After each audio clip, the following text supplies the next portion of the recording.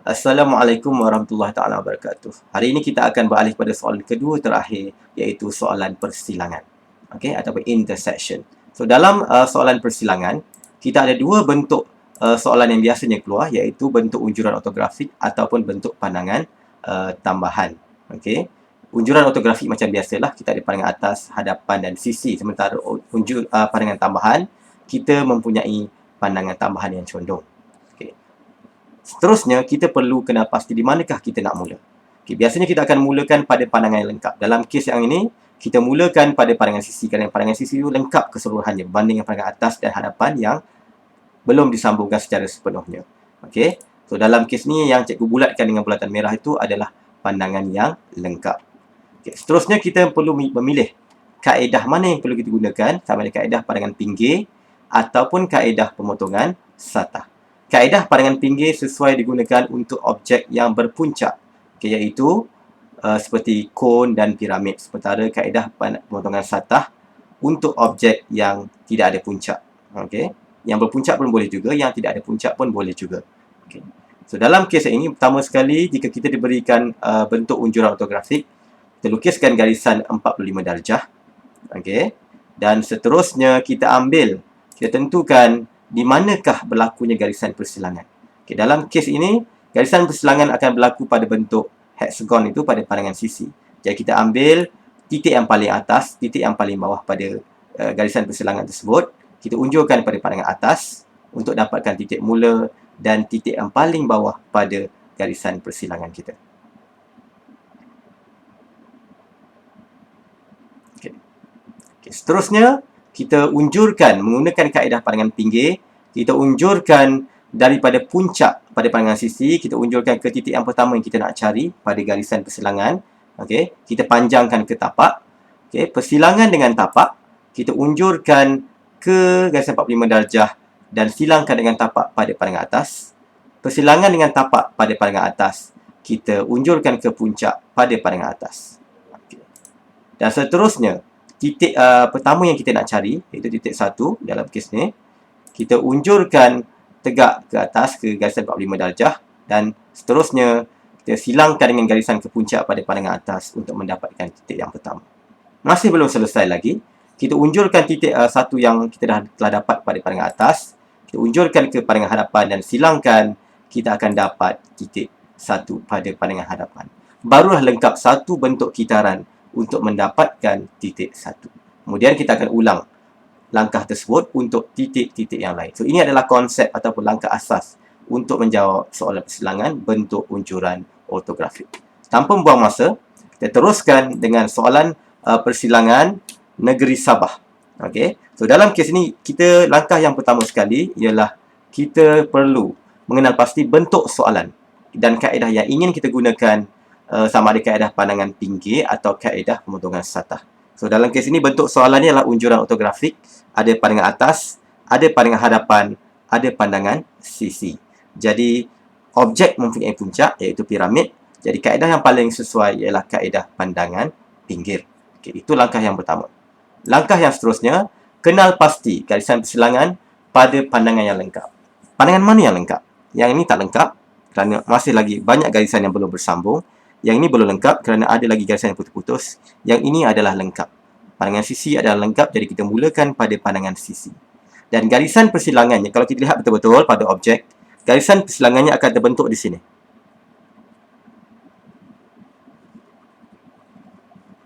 Jadi pada pandangan sisi, garisan persilangannya akan terbentuk di sini. Pada separuh bulatan ni, kemudian adalah bentuk pada segitiga ni. Okey, itulah garisan persilangannya. Okey, dan langkah seterusnya, kita unjurkan titik yang paling atas dan titik yang paling bawah pada garisan persilangan ini, okey, ke pandangan hadapan. Jadi kita unjurkan titik yang paling atas di sini, titik yang paling bawah di sini. Kita unjurkan.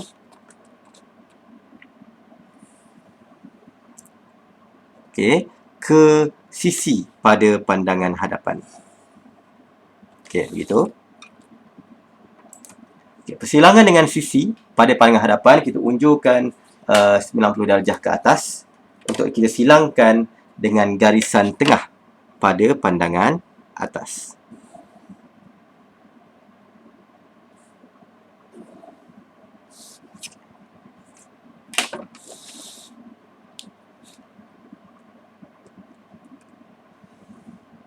Dan kita akan dapat titik mula je. Kita labelkan sebagai 1 pun boleh. Yang ini kita labelkan sebagai 2 ke sebagainya. So di sini 1, di sini 2. Di sini 1, di sini 2. Okey. Okey, seterusnya kita unjurkan titik persilangan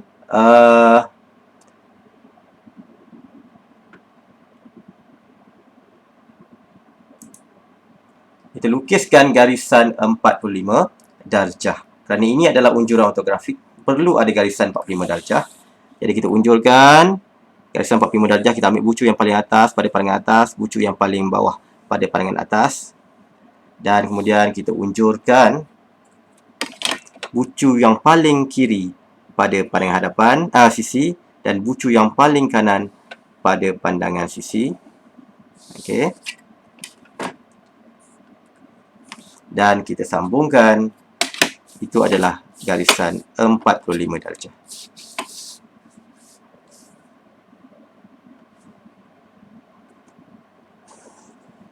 Okey.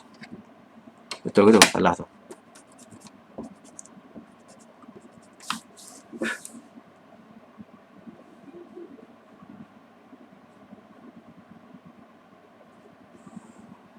Okey, begitu.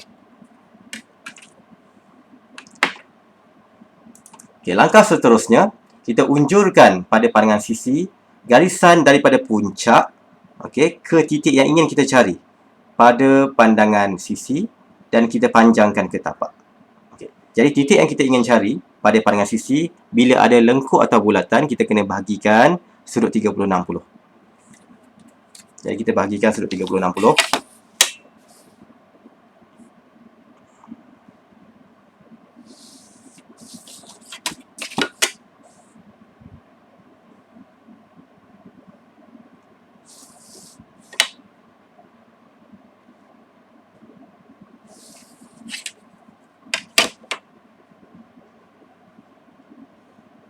Okey, begitu.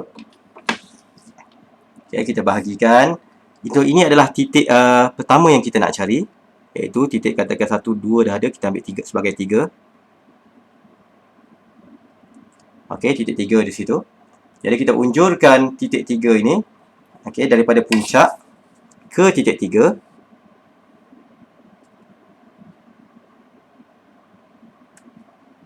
Dan panjangkan ke tapak. Okay, begitu. Jadi sebenarnya di bahagian bawah ni juga kita perlukan titik yang sama. Okey, sudut 30 dan 60. Tetapi untuk menjimatkan ruang, untuk mengelakkan banyak sangat garisan, okey, kita gunakan garisan yang sedia ada ni untuk mendapatkan titik di sini juga. Kita anggapkan di sini garisan dia.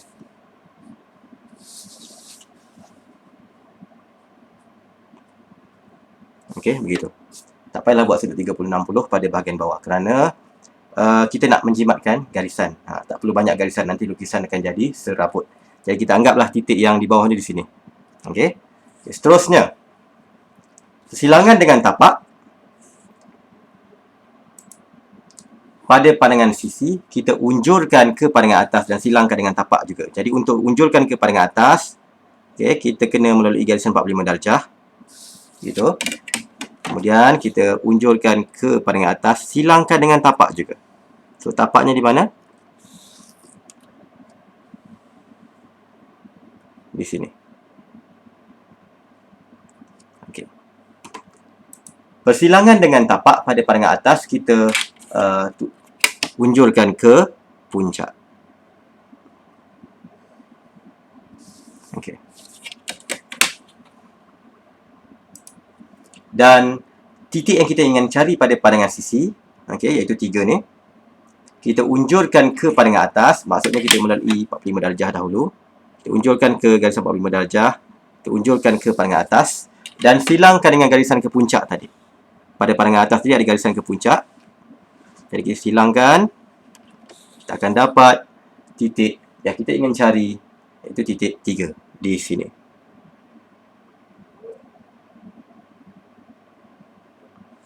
Okey, so itu adalah titik 3. Masih belum selesai lagi. Titik 3 pada pandangan hadap atas, kita unjulkan ke pandangan hadapan, maksudnya turun tegak ke bawah. Dan titik 3 pada pandangan sisi, kita unjulkan secara mendatar ke pandangan hadapan. Silangkan, kita akan dapat titik 3 di sini. Okay. Maka barulah lengkap satu proses kitaran untuk mendapatkan titik ketiga itu. Dan seterusnya, kita akan ulang semula langkah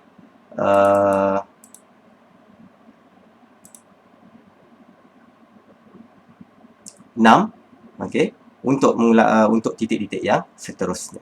Contohnya, titik 4 ni katakan, cikgu labelkan sebagai titik 4. Okey, yang ni. Jadi kita unjulkan daripada puncak ke titik 4 dan panjangkan ke tapak. Okey, begitu. Persilangan dengan tapak pada pandangan sisi, kita unjulkan ke pandangan atas melalui garisan 45 darjah.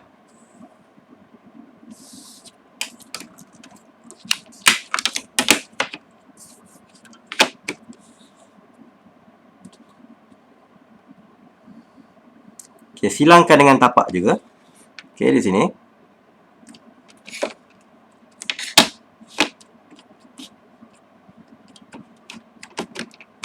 Okey. Persilangan dengan tapak pada pandangan atas. Okey, kita unjulkan ke puncak.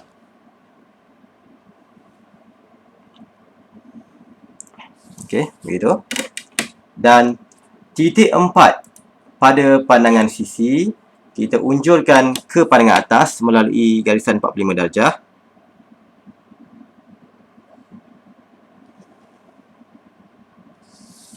Dan kita silangkan dengan garisan ke puncak tadi.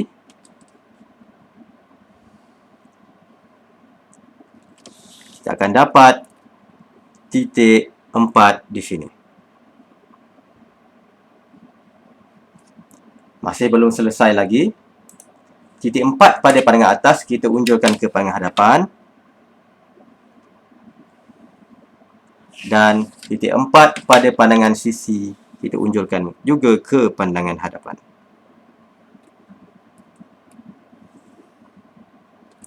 Maka kita akan dapat titik 4 di sini.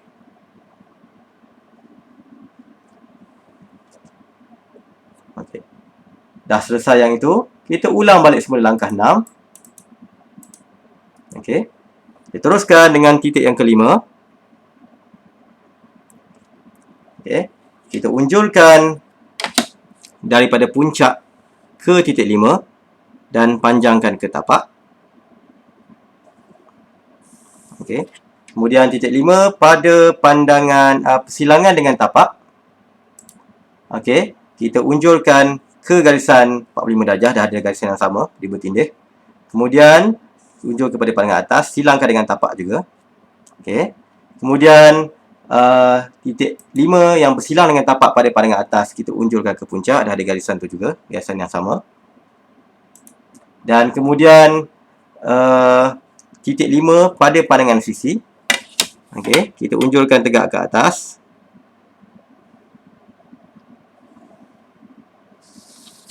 Dan kita silangkan dengan garisan ke puncak tadi. Kita akan dapat titik 5 di sini.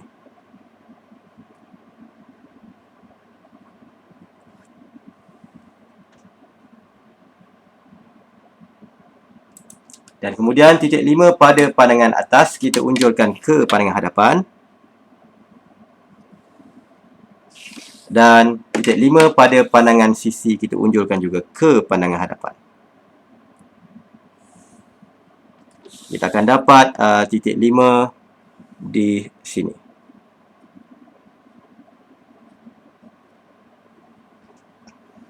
Okey, seterusnya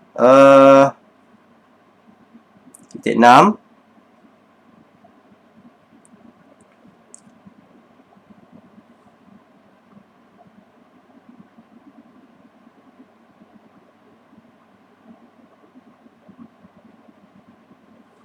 Okey, titik 6.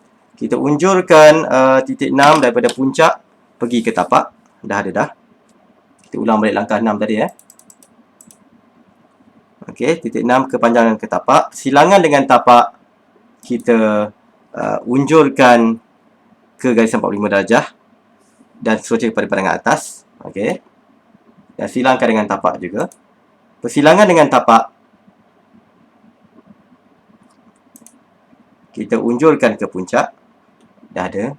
Kemudian kita unjurkan titik 6 yang kita ingin cari pada pandangan sisi. Kita unjurkan tegak ke atas ke garisan 45 darjah. Okey, persilangan dengan garisan 45 darjah kita silangkan dengan garisan kelenyap tadi. Garisan lenyap tadi mana? Nombor 6.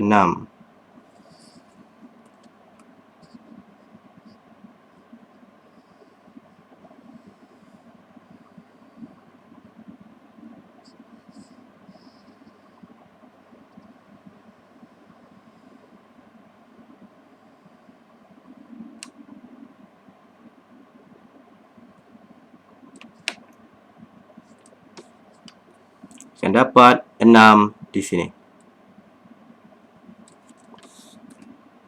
Okey. Tambahkan lagi satu titik kerana kita paling kurang pun memerlukan 2 titik antara. Kita letak di sini. Okey. Titik 6, titik 7 katakan. Tapi sebelum tu 6 kita tak dapatkan lagi tadi. Kita unjurkan 6 pada pandangan atas ke pandangan hadapan. Dan kita unjurkan 6 pada pandangan sisi ke pandangan hadapan. Akan bersilang dan berikan titik 6.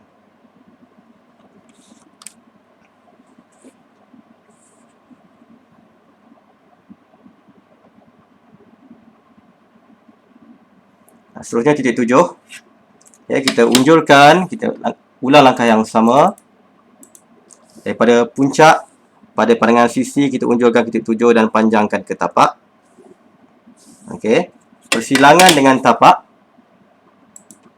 kita unjurkan ke garisan 45 darjah dan kita unjurkan ke pandangan atas, silangkan dengan tapak juga. Okey. So, persilangan dengan tapak kita unjurkan ke puncak.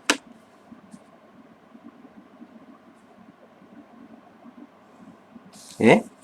Dan titik 7 pada pandangan sisi kita unjurkan ke garisan 45 darjah.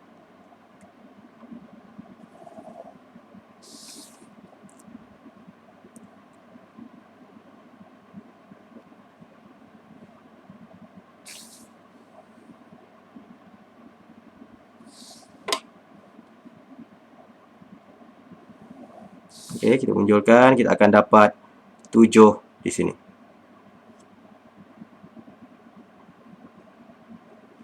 Okey, itu 7.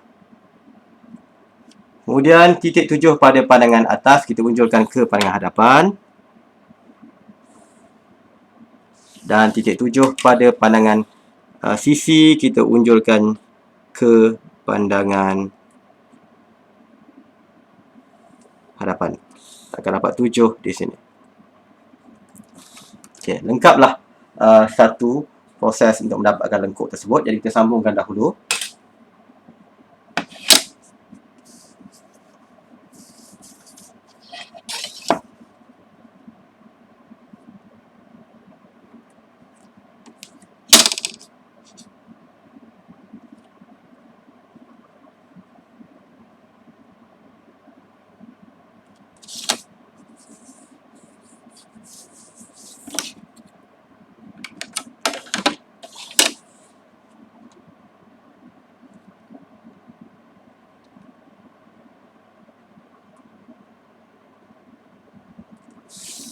Okey, begitu. Dan seterusnya kita lengkapkan yang sebelah kanan pula. Okey. Kita lakukan perkara yang sama tetapi di sebelah kanan. Okey. Di sebelah kanan kalau kita lihat di sini sisinya adalah lurus. Yang tadi sisinya adalah melengkung. Jadi bila melengkung bertemu dengan sisi yang lurus, satah yang rata, dia akan menghasilkan garisan persilangan yang melengkung. Tapi yang sebelah kanan ni pula, okey. Permukaannya lurus. satahnya rata, bertemu dengan satah yang rata juga. Jadi dia menghasilkan garisan persilangan yang lurus. Jadi di sini, kes ini 1, 2, 3, 4, 5, 7, dikatakan 8. Okey, 1 ke 8 tidak memerlukan titik antara. Jadi apa yang kita perlu buat, kita unjurkan, kita ulang balik langkah yang ke-6. Daripada puncak, pergi ke titik 8, panjangkan ke tapak. Persilangan dengan tapak, kita unjurkan ke pandangan atas. Persilangan dengan kemudian 45 darjah kita unjurkan, silangkan dengan tapak juga. Okey, panjangkan tapak ni sikit. Okey. Persilangan dengan tapak, kita unjurkan ke puncak. Gitu. Dan titik 8 pada pandangan sisi, kita unjurkan ke pandangan atas melalui garisan 45 darjah. Kita silangkan dengan garisan ke puncak tadi, akan memberikan titik 8 di sini. Okey. Belum selesai lagi. Titik 8 pada pandangan atas, kita unjurkan ke pandangan hadapan. Dan titik 8 pada pandangan hadapan, sisi kita unjurkan juga ke pandangan hadapan. Di mana dia bersilang, itulah titik nombor 8. Okay. Jadi pada pandangan atas kita dah boleh lengkapkan. Di atas tu ada lengkung juga.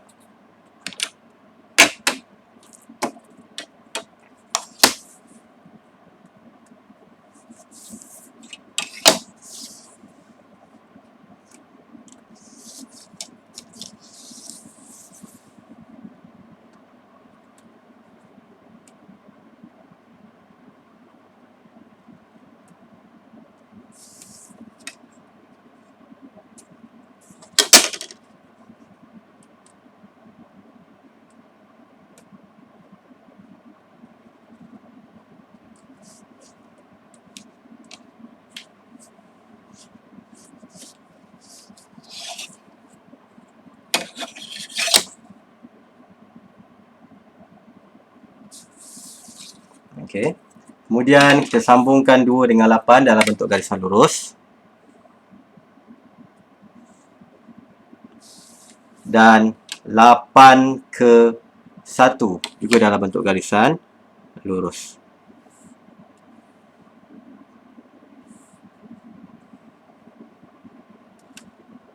Cuma di sini cikgu terlepas pandang tadi. Okey. 8 pergi ke 2. Okey, pada pandangan atas 8 pergi ke 2 tidak kelihatan. Jadi dia akan jadi garisan putus-putus.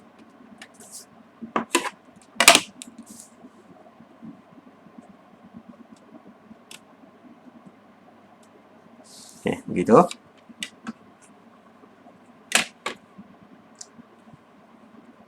Kita baca betul-betul soalan, sama ada dia memerlukan garisan putus-putus atau tidak. Okey, Raja 8 menunjukkan 3 pandangan tidak lengkap. Objek merupakan gabungan piramid dengan separuh sisi dengan prisma. Lengkapkan pandangan hadapan dan pandangan atas bagi objek itu dengan melukiskan garisan persilangan. Jika tidak dinyatakan sama ada dia memerlukan garisan terlindung atau tidak, untuk jalan selamatnya kita lukislah garisan terlindung. Pada pandangan hadapan dia akan nampak kelihatan begini. Ini adalah garisan terlindung dia. Iaitu 1 pergi ke 8 untuk jalan selamat. Okey, kita tak tahu sama ada perlu atau tidak melukis garisan terlindung. Jika dinyatakan dengan jelas garisan terlindung tidak perlu dilukis, tak payah lukis. Tapi dalam kes ini perlu dilukis. Sebab apa kita tak tahu. Jadi untuk jalan selamat kita buat dia. Okey. Masih lagi belum lengkap kerana kita lihat ada masih lagi garisan-garisan yang belum disambungkan dengan sepenuhnya. Itu adalah kesilapan pelajar yang selalu pelajar buat. Jadi kita perlu sambungkan mana yang perlu kita sambungkan.